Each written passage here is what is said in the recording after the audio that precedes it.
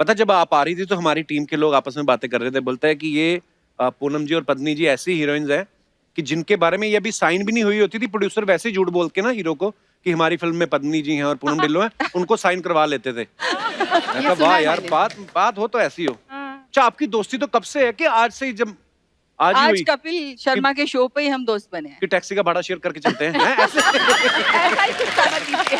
नहीं, आप सुपरस्टार हैं अपनी अपनी टैक्सी में, अब अपनी अपनी टैक्सी में कह रहा हूँ, आप अपनी अपनी कार में ही। लेकिन क्या है, हमारे आदमी तो अपने बड़ों से सीखता है ना, तो हमारी अर्चना जी कभी कभी ऐसा करती हैं। क्या करती हूँ मैं? ये ऑटो में आती है ना तो उसको आधा भाड़ा देती हैं। क्यों?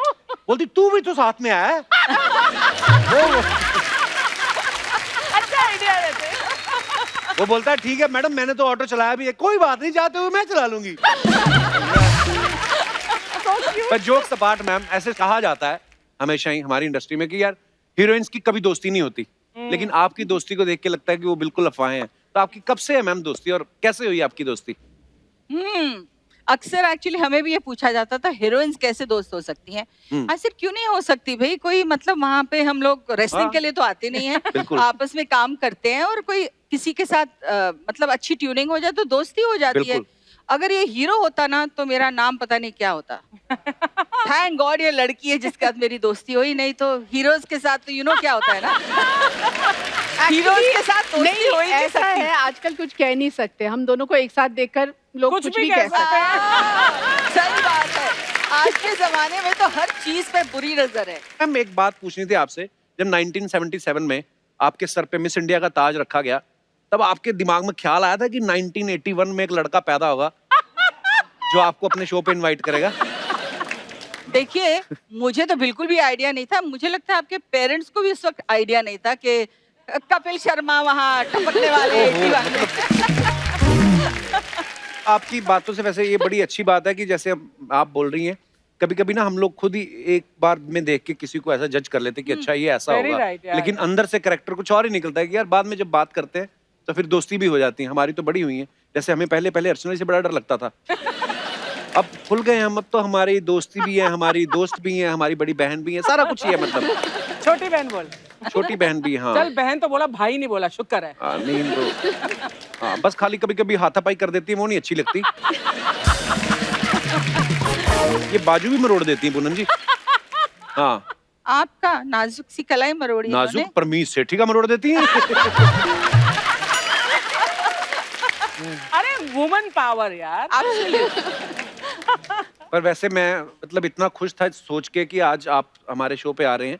जैसे मैं अगर पूनम जी की बात करूं तो उन्होंने पहली फिल्म त्रिशूल में बच्चन साहब, फिर शशि कपूर साहब, फिर संजीव कुमार साहब, मतलब तीनों ही धुरंधर अपने टाइम के, और ऐसे कमाल के एक्टर बच्चन साहब स्टाइल और पूनम जी। मेरा लाइफ का पहला शॉट उनके साथ था।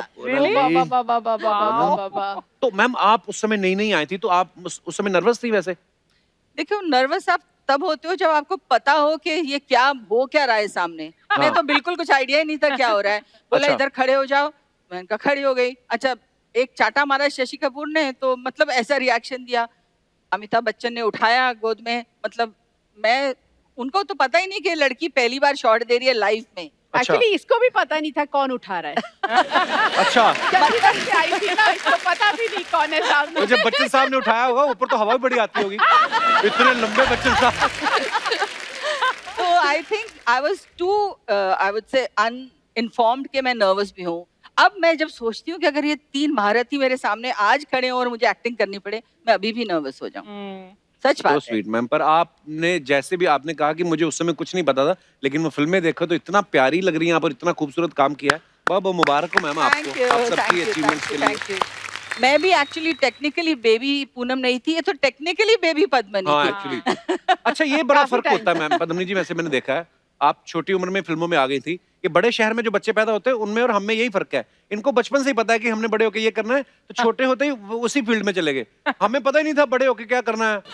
जैसे अर्चना जी हैं, ये तो पहले गलत फील्ड में चली गई थी, किसमें? पहले एक्टिंग करने लगी थी।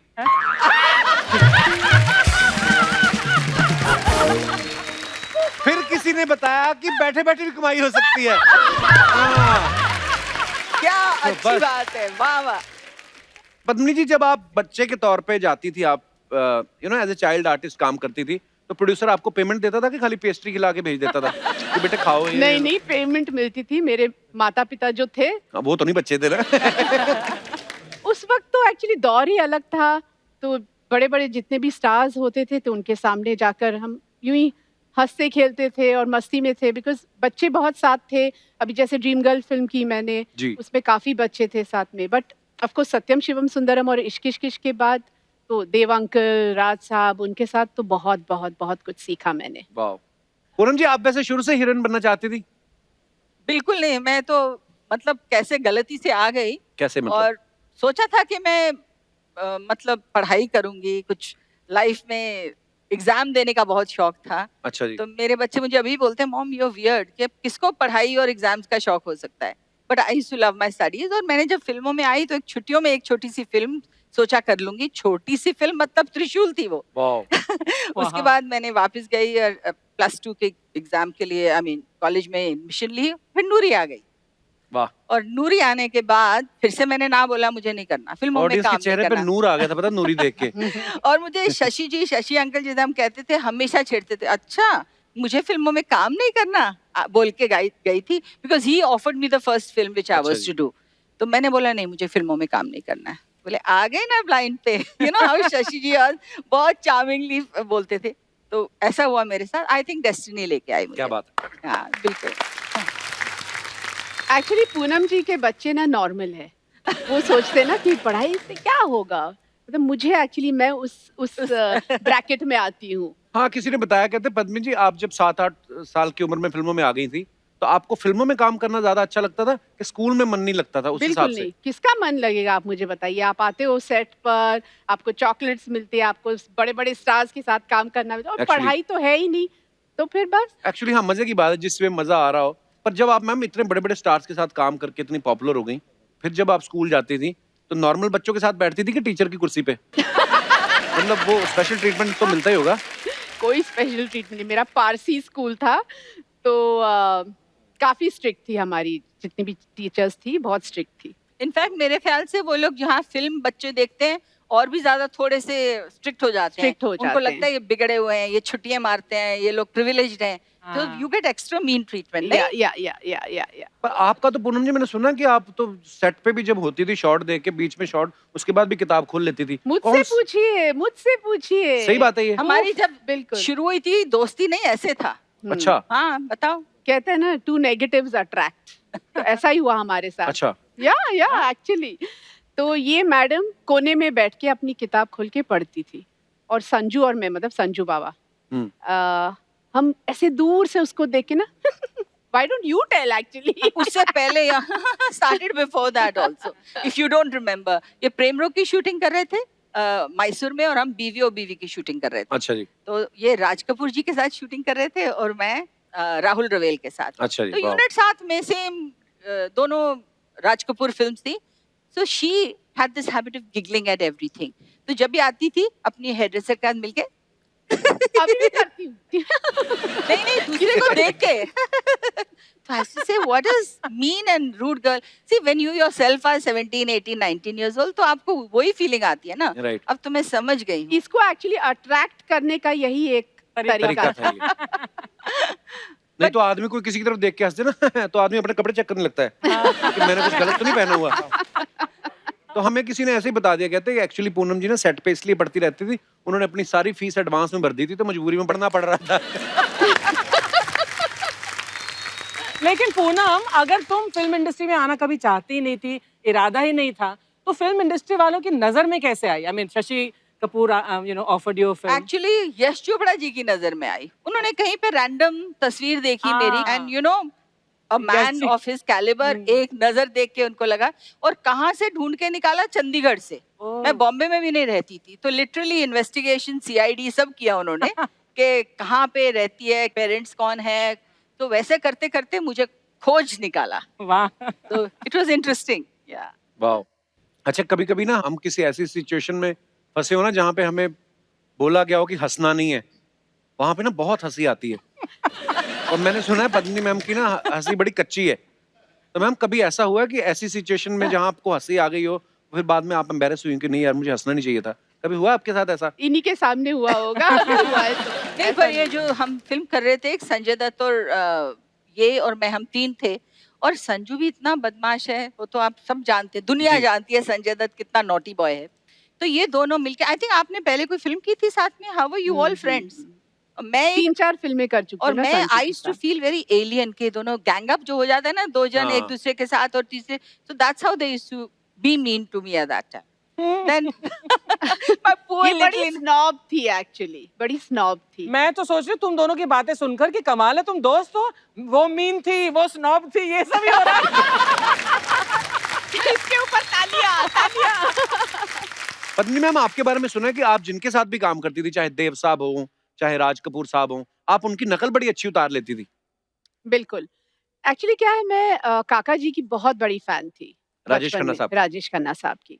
और उनके जितने भी गाने थे, मैं एक्चुअली रिकॉर्ड उनका लगा के डांस करती थी। फिर देव अंकल की फैन बनी, फिर उनको मैं कॉपी करती थी, फिर शशि अंकल की फैन बनी। तो उनको मैं कॉपी करती-करती, शायद वो मेरा एक ट्रेनिंग था Actually. As an actor. हाँ। मैम थोड़ा सा हो जाए आज देव साहब का, कुछ ऐसे मजा आ जाएगा मैम। नहीं, नहीं, नहीं, नहीं, उसके लिए आपको मुझे नहीं, वो जैकी को बुलाना पड़ेगा। किनको? जग्गू जैकी, को। वो तो अच्छा। सीधा खड़े-खड़े ही देव साहब लगते हैं। इतने बड़े फैन हैं देव साहब के। कहे पद्मिनी, जो तुम कह रही थी ना कि जब बचपन में तुम काका जी के गानों पर उनकी एक्टिंग किया करती थी, वो बात मेरे मन से हट नहीं रही, तो 2 मिनट हो जाए। अरे कहाँ फंसा रही है, वो तो बचपन में किया था। उनके जस्ट इमेजिन छोटी सी Padmini and putting Kaka ji songs and dancing, so cute. और आज आप दोनों को देखने के लिए एम्स से यहाँ पे सीनियर सर्जन आए हुए हैं। मैं अपने दर्शकों को ये पता ही है वैसे कि बॉलीवुड में जो वैनिटी वैन्स का कॉन्सेप्ट जो था, वो पूनम जी लेके आई थी, और एक हमारी अर्चना जी हैं जो यहाँ पे खड़ी वैनिटी को भी घर ले जाती हैं। एक्चुअली घर पे नहीं ना जाती बिकॉज कोविड, अब क्या करती है, लेकिन मैंने कहा अगर आपको वैनिटी में सोना है तो यहीं पे सो जाया करो। बोलती नहीं, मुझे परमीत का भी तो ध्यान रखना, कहीं बाहर ना जाए वो। तो अपने घर के बाहर खड़ी कर लेती वैन। और उस दिन ज्यादा हो गया अर्चना जी, क्या किया मैंने? जब आपने बोला कि अगर वैनिटी भी मैं चला लूं तो क्या ये 2000 भी मुझे मिलेगा, बहुत ज्यादा था।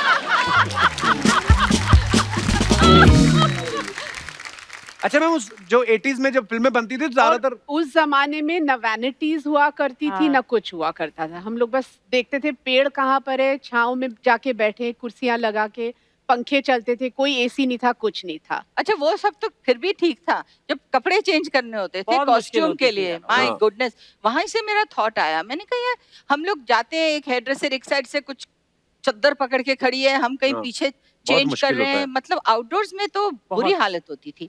एंड मैंने कहा ये इतना सिंपल सा कॉन्सेप्ट है कि why can't we have a van. And मुझे सारे प्रोड्यूसर्स बोलते थे कि why would a new producer pay so much extra for it. आज देखिए, स्टूडियो है, मेकअप रूम है, फिर भी वैनिटी सब बाहर खड़ी हुई हैं। आई क्या फील बात है, very thank you, thank you. Thank you from the industry side to you. In fact लोगों को लगता है ये इतना ग्लैमरस प्रोफेशन Yeah. है कि यहाँ पे पता नहीं क्या क्या होता होगा। बहुत हार्ड वर्क है, और किस मुश्किल सर्कमस्टांसेस में हम डांस कर रहे हैं, बहुत खूबसूरत रोमांटिक लग रहे हैं, उधर पैर जल रहे हैं गर्मी में, और नीचे पत्थर हैं गरम गरम, Yeah. पर एक्सप्रेशन फिर भी लव एंड रोमांस। लगता है मैं हीरो से इश्क है, और उन्होंने जल्दी शॉट लो, खत्म कर। एक्चुअली अब तो फिर भी माहौल बहुत बदल गया मैम, अब तो बड़ा इजी हो गया है। हालांकि मैंने सुना है जब अर्चना जी ने फिल्में शुरू की उस समय कैमरा भी नहीं होते थे।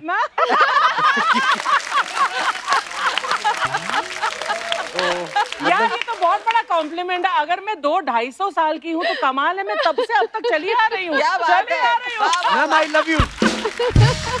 नहीं पर हाँ, ये बात सही है। मैं एक बार ना, हम लोग, मैं अपनी फिल्म की शूटिंग करने के लिए चंडीगढ़ में, हम लोग बिल्कुल सर्दी का सीक्वेंस है, दिसंबर में फॉग थी पूरी। अब उसका कुछ चंक बच गया जो हम लोगों को बीकानेर में चीट करना था।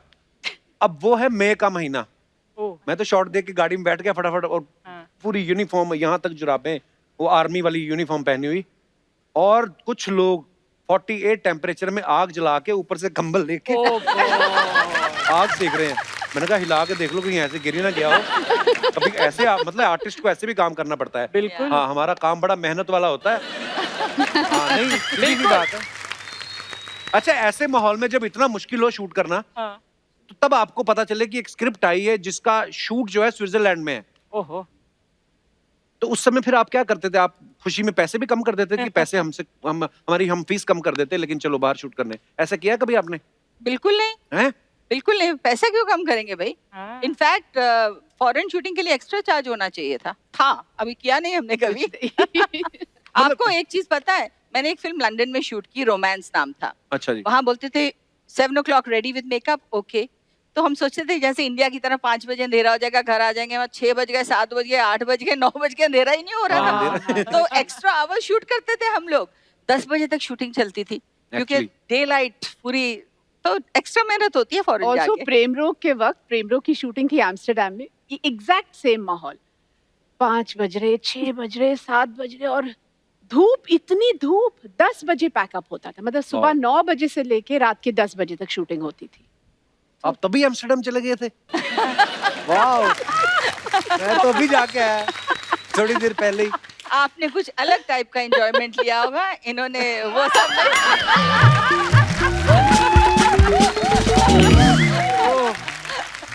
पत्नी जी, एक सवाल अर्चना जी का है, कहती है कि आपके हस्बैंड जो हैं वो प्रोड्यूसर टूटू शर्मा जी हैं, तो आपकी कभी टूटू जी के साथ टूटू मैम हुई है? एक्चुअली अच्छा है ये, एक्चुअली प्रॉब्लम अब समझू, इसी की वजह से कोई टूटू मैं नहीं हुई है। वो बहुत बेचारा चुप हो जाता है, ये जब बोलती है, स्कॉर्पियन वुमेन है, तो कोई इसके सामने बोलता नहीं। बोलती हैं तब नहीं बेचारे, जब शादी हो जाती है आदमी तभी बेचारा हो जाता है। ऐसा लोग कहते हैं, मैं नहीं कहता। अच्छा, हाँ, मुझे तो बड़ा अच्छा लगता है। आप भी अच्छा, अभी आप घर जाओ ना, कभी वैसे ही वाइफ पूछ ले कहाँ से आ रहे हो, आप चाहे काम से ही आ रहे हो, आदमी 1 सेकंड के लिए तो डर जाता है, क्या मतलब कहाँ से आ रहे हो, काम से आ रहे हो?